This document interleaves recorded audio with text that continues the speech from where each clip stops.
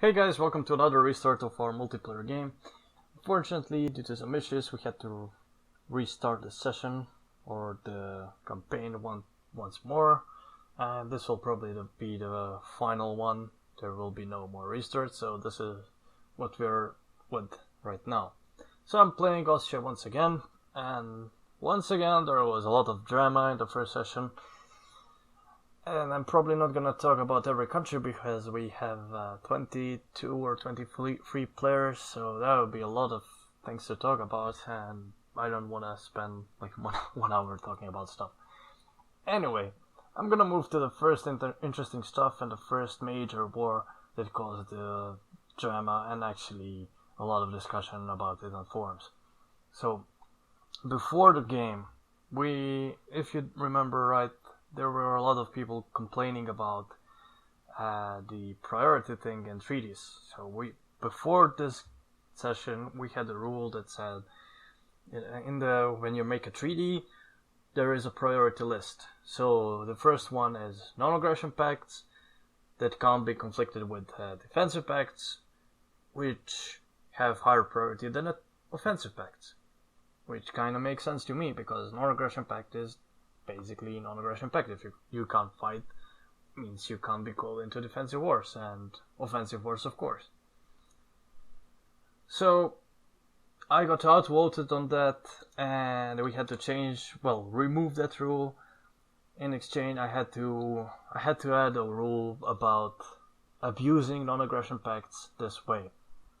Now the thing is, I didn't want people to make treaties like France and UK did.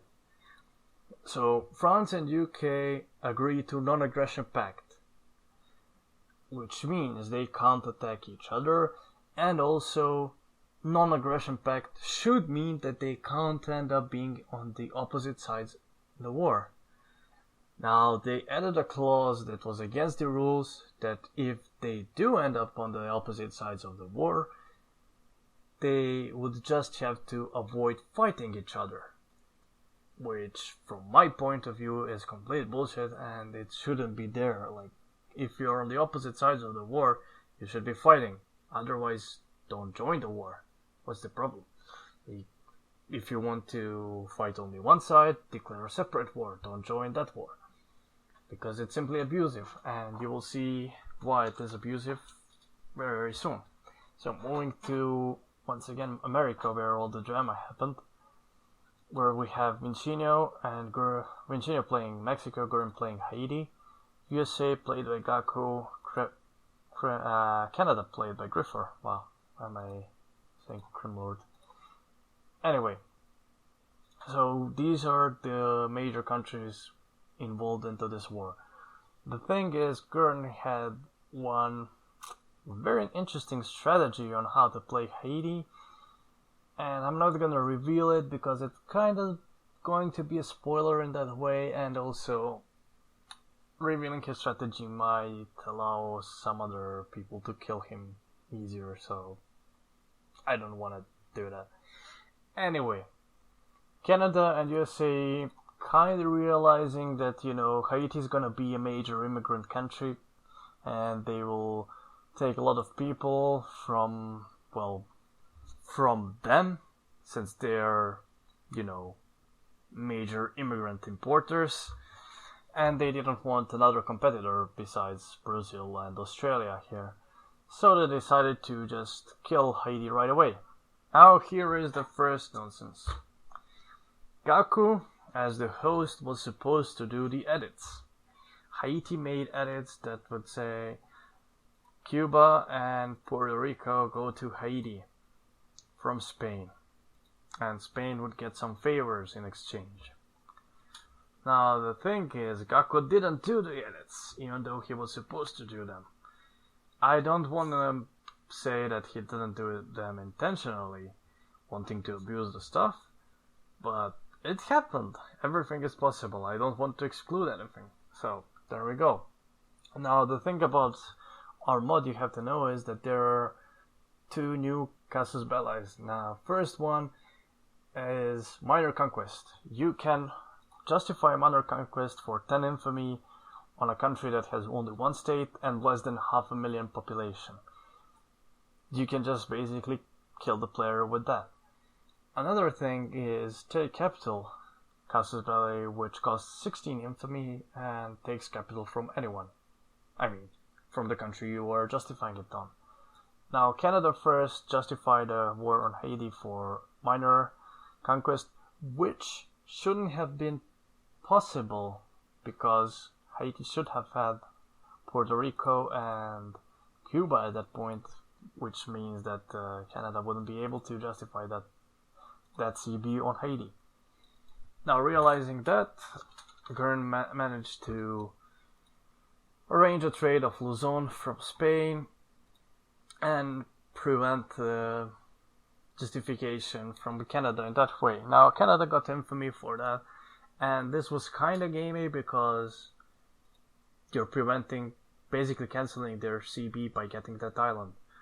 Now, the thing is, since Gurn was supposed to get this before the session, I guess, it's kind of okay, because realistically, Canada shouldn't have been able to justify this war anyway. In any case, that was ignored, so Canada just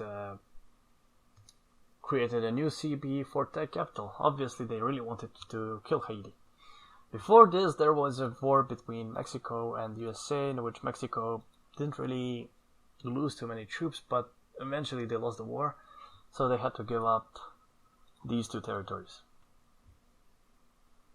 Now, obviously, Canada and USA being allied, they declared war on Haiti. Haiti was then defended by Spain and Mexico. Now, Spain and Mexico were all allied to Haiti, I guess. Or I'm not sure about Mexico, but they certainly wanted to use their opportunity and fight USA, as they actually had better army and better tech at that point. Now, another thing that Gurn did, Haiti did, was calling France, even though France wasn't really able to provide any major help. But, just as a threat to USA, peace out, or we're gonna call more allies and kill you. Even though really they had no more allies to call. So, now at that point, USA and Canada wanted to abuse the treaty between UK and France. They called UK in, but since UK and France had a non-aggression pact, that meant, they can't stay in war.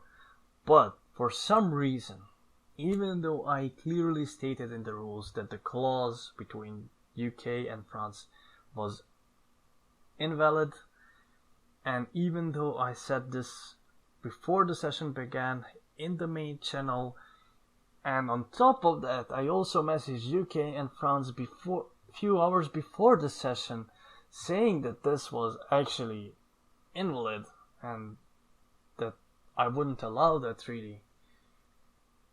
They didn't change anything. They didn't do any edits in the treaty. They didn't remove the treaty. So I assumed, I guess they're just gonna go with the non-aggression pact. I guess that's fine with them. Without a clause, of course, because the clause is against rules. Now, what the USA and Canada wanted to abuse was UK could place one ship all over the American and Mexican coast, meaning that France can't send any reinforcement. Can't send any reinforcements to USA or Mexico over here, or even Haiti, because they would get into the battle with UK, even though it would be only one British ship against whole French fleet. They would technically be breaking the treaty, because they would be fighting the UK if the clause was actually valid. But since it was against the rules, the clause wasn't there. Now, Marconi playing France came to my channel and asked me, they're breaking the treaty, the clause is invalid, can I attack UK then? I thought about it a bit and said you still have a treaty with UK, non-aggression pact, you shouldn't be attacking them. And went to the British channel and told him, you're basically breaking the rules by joining this war because you have a non-aggression pact with France. You can either choose to get out of the war and not suffer any penalties, or you can stay and fight the war with suffering penalties. so he chose to get out of the war. Now, technically, he would still have to stay in the war because he's the war leader, but he wouldn't be fighting the war. That's all. And at that point, Canada, Griffith, got pissed and said that I was actually changing the rules mid-session and stuff like that, and just rage quit the game. Then Gaku did some testing and some battles over here, and decided, well, we can't win this war, and left the game. Now the thing is, even with UK on their side, and even if France and UK had no non-aggression pact, they would still be losing this war quite heavily, and I'm gonna show you why. So Gaku did some testing on his stream after the session, and this is what happens. So this is ideal case scenario for USA and Canada. They attacked with all of their troops into planes. They attacked Mexican side, and they just get completely destroyed. It is basically all of their troops. He did this several times. I'm just gonna show you one battle. Okay, so this is one. I think he did one more try. Yeah, I think this is it. Now let's see. Now at this point, not only Mexico has better tech than USA, they have equal amount of troops and they have triple amount of artillery. UK has 20k and around Louisiana area, I think, I think it's around Louisiana. Can't check right now because I'm not in the game. Any case, they have no artillery there, so UK would have to send artillery to help win this war. And by the time British fleet actually reaches USA, all of these guys will be dead because Mexico can simply destroy them due to superior tech and superior army composition. USA has to attack them because Mexico has 5 or 4 attack general. I'm not sure.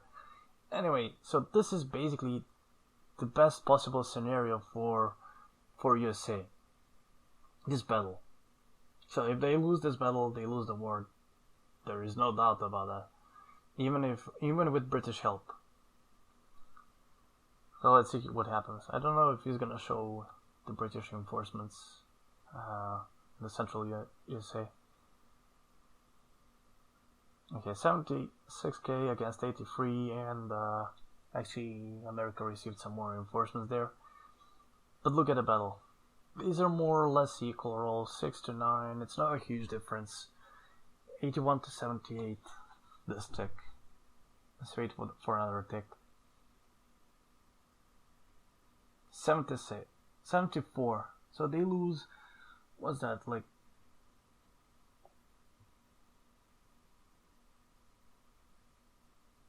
Like 7k a day almost to one tick.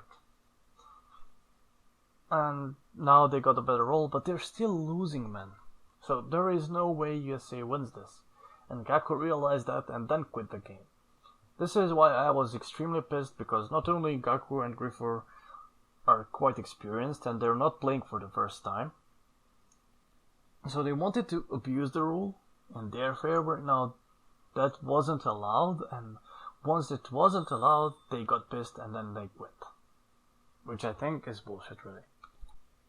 So that part really pissed me off, because clearly they weren't really pissed so much about the UK leaving the war, but mostly about losing this war.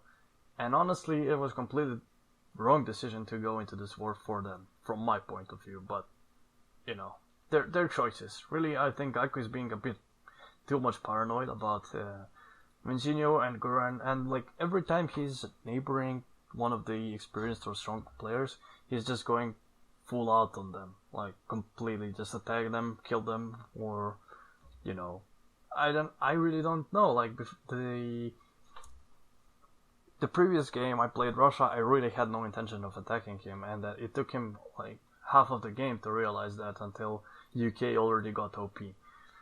But anyway, his choices. He's free to do whatever he wants. Like, Just don't leave the game once it doesn't go your way. It's bullshit.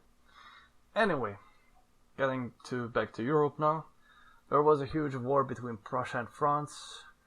I didn't agree with the Prussian way of defending this area. Obviously, France had Belgium on their side and military access from their land.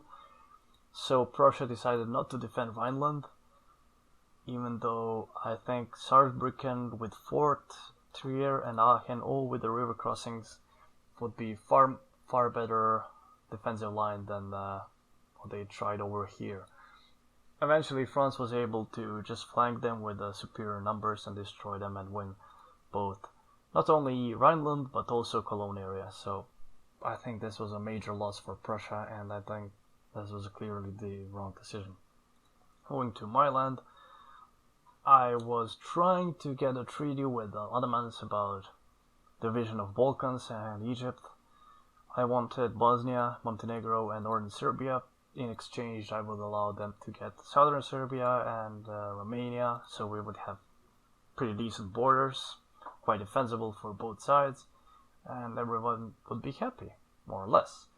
The thing was, we kind of agreed to this division of Balkans, but then what caused the dispute was the division of Egypt.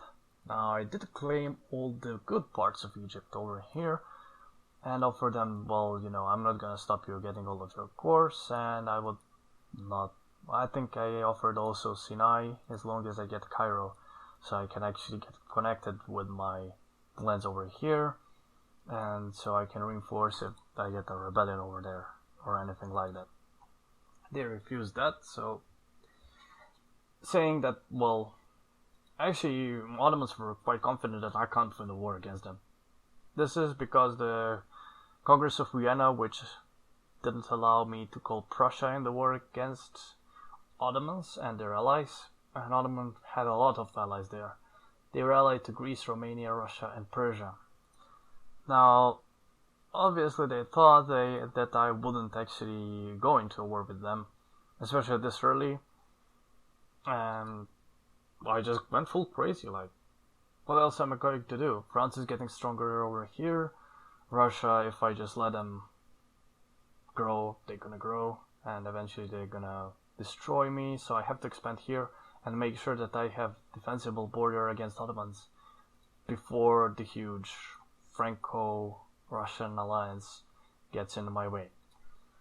I declared war on the Ottomans, and all of their allies joined, including Russia. Now, the number of brigades on each side were around 100 brigades for my side, which includes South German Federation and Austria, and some 300 brigades on their side, 220 from Russia. I don't know how much Ottomans had, but probably around 30 or 40. Persia, Greece, Romania all had some brigades. Now, here is the drama about this war. I was winning at the beginning, then I started losing slightly and started retreating to get my reinforcements, and Russia kept just following me, and at one point they really thought they were winning, even though they had no vision of my side, and I think that was complete illusion from their side. At that point, Gakko, which was our host, crashed, and we had to reload not the session, just the game, but we couldn't use the save from that point of time because simply he crashed and we had no save, so we had to go with the autosave. And in the continuation of the game, I completely destroyed Russia and Ottomans, and they said that, this should be a white piece. Why should it be a white piece? Well, we were winning in the first war, even though I keep telling them, no, guys, you weren't winning.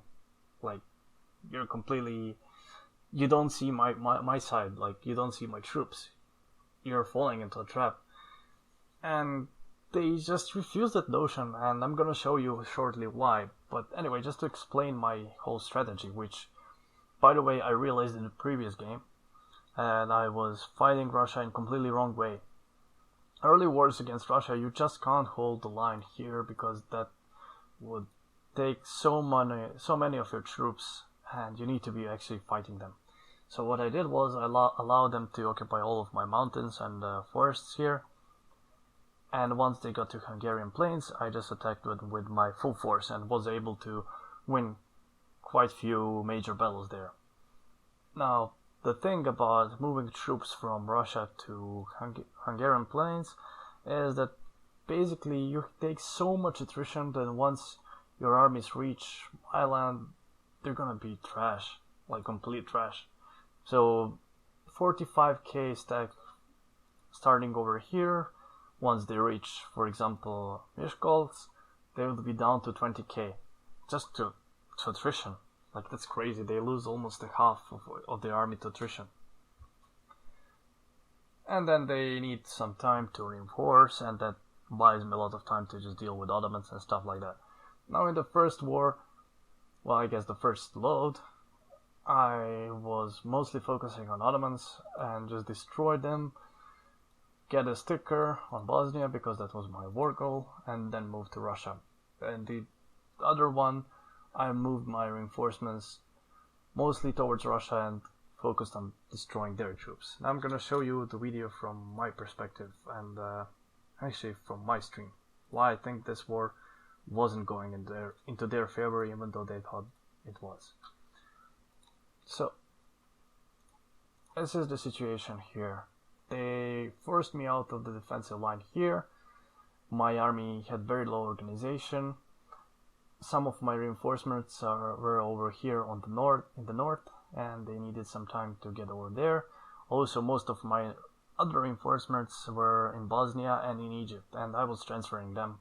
I managed to avoid Ottoman Navy, and they were safely going to home. And here is where Russia followed me. So I have no organization, but they have most of their army over there, 99k. I was getting these guys back home, managed to avoid Ottoman Navy. Oh, well, actually. And there we go. So they attacked into those two battles. My reinforcements were coming here, 51k and 12k. The only thing I needed to do here was to retreat. And you can already see that Russia, this stack was 99k. They were down to 74k right now. So once my reinforcements reach them, this is their entire army of 220 brigades. So this should be 6,600,000.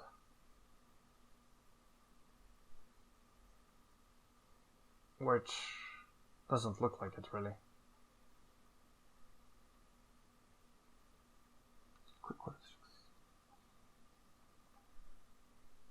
This should be 660,000 for Russia. They're down to 23 plus 48, that's around 70 plus 70. So they're basically losing a lot of troops here. They're down to 1/5 or 1/4 of their entire army. Meanwhile, I can easily just replace all of my troops here. These guys are coming back here, and they will be in time. I just need to buy some time for these guys that are very low in organization to get out and get reinforcements. Keep in mind that Russia will get no reinforcements in my land because they have nothing occupied here. They would have to go back over there and then get reinforcements. Meanwhile, my artillery would get reinforced, my standing army would get reinforced, and the Ottomans wouldn't be in time to catch my army and completely wipe them. At one point in this war, the game will crash, and I'm not really sure when, but you can see I'm still inflicting some losses to Russia, and I think this is when the crash happened. So 27th of August, my army is getting away. I already have defensive positions here, also reinforcements from SGF here. Another army I think was around in Croatia, and the 47k here, which would completely save my army there. So there was no way that Russia would be winning this war, at least not easily. And unfortunately the game crashed here, so we had to reload. simply Russian player and the Ottoman player don't really have so much experience in multiplayer, and they don't know how this things develop in future. If you watch the Triple Smackdown, which is on Gaku's channel, the video, like you can see me, Vincino, and Gurren fighting NGF and France War. At one point, I was completely pushed out of Prussia with no troops. I just got over here. France couldn't follow me because the same situation. They had more troops than me. They had organization. They had everything. They simply had no occupied land. The same thing that happened to Russia over here. I was able to just move back, reinforce, and then once I attacked them, not only I had better organization, my armies were fully supplied and fully reinforced. Even though they had more troops, like they were scattered, like they would have brigades of 200 men, 300 men, but a lot of brigades, and they would actually got completely smashed in battles. Also, my troops would have more experience. So this was by no means winning war for Russia. Even though in the next load, like they got completely destroyed. Like, and I probably took more losses in the first one than in this one, but still, like, there was no way they would be winning that war. In any case, my plans for the next session, I'm probably gonna ask for Montenegro here.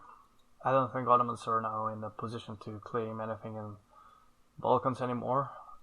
They might claim, I don't know what's the situation in Romania.